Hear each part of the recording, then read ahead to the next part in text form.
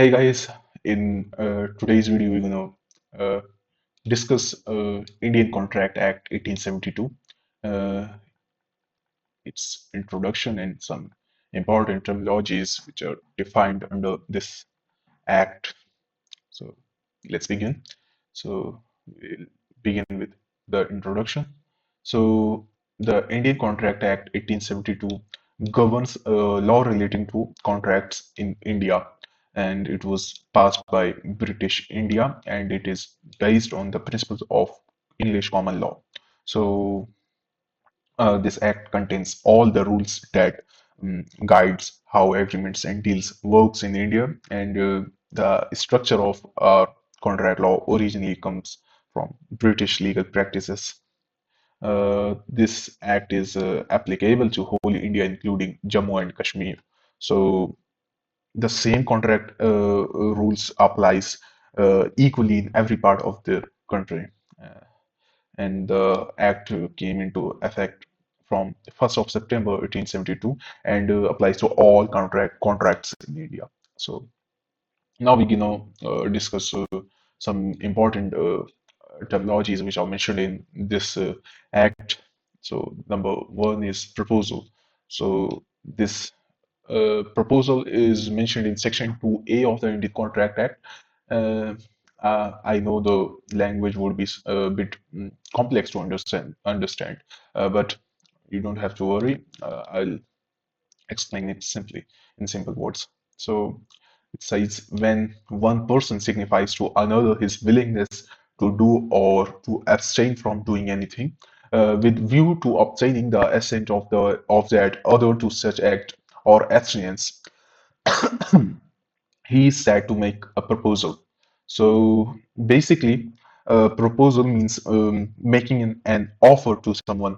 It can be an offer to do something or not to do something, and it must be made with the intention of getting the other person's agreement. So, for example, we say, I will sell you my books for 200 rupees. That's a proposal because I'm having an intention that the person in front of me will gonna accept my offer. So that's a proposal which is mentioned in section 2A of the Indian Contract Act. Number two is acceptance, which is mentioned in section 2B.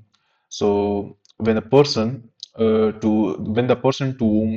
whom the proposal is made signifies his assent thereto, the proposal is said to be accepted. A proposal, when accepted, becomes a promise. So acceptance means the person who received the offer agrees to it. Sorry. Um, Only when they clearly show their agreement, the proposal gets accepted. The person making the proposal is called promisor, and the person accepting the proposal is called promisee. Uh, Now, number third terminology is agreement, which is mentioned in section 2E of the Indian Contract Act. Every promise and every set of promises forming the consideration for each other is an agreement. In simple words, agreement is equals to offer plus acceptance. Uh, Agreement happens when both parties makes promises to each other. Both sides must give something and get something in return. This is called consideration. This part, they must give something and get something in return. Only when offer and acceptance comes together, meaning offer plus acceptance, uh, we get an agreement. Number four terminology is void agreement, which is mentioned in section 2G. Now, void means nil, zero. So, an agreement not enforceable by law is said to be void. So, those agreements which does not fulfills the essentials of of an agreement by the law is said to be void. Number fifth is contract, which is mentioned in section 2H. An agreement enforceable by law is called as contract. So a contract is an agreement that the law will protect. So if someone breaks it, legal action can be taken, Uh, Not every agreement becomes a contract, only the ones enforceable by law do. So this is the difference between agreement and a contract. So all the contracts are agreement, but not all the agreements are contracts. So in simple words, contract equals to agreement plus enforceability. So offer plus acceptance plus enforceability is called contract. Now the last terminology is voidable contract. So what is voidable contract? So voidable contract is an agreement which is enforceable by law at the option of one or more of the parties thereto, but not at the option of others or other. So, in simple word, a voidable contract is valid, but only one party has the power to cancel it.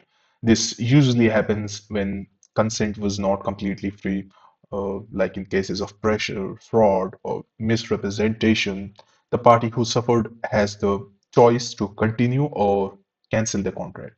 So that is it, and we have discussed the introduction and some important terminologies which were mentioned in Indian Contract Act 1872.